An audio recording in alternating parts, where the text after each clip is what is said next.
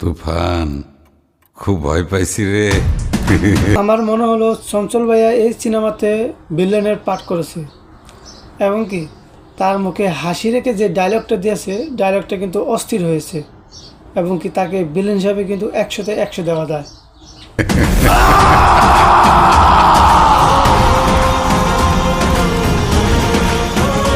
আমাদের mega star Shakib খানের এই সিনেমাটি সবাই যোগ্য যোগ্য দেখবেন সিনেমা হলে পবিত্র ঈদে, এবং কি কার কাছে কেমন লাগলো তাও আমার কমেন্ট বক্সে কমেন্ট করে জানিয়ে দিবেন।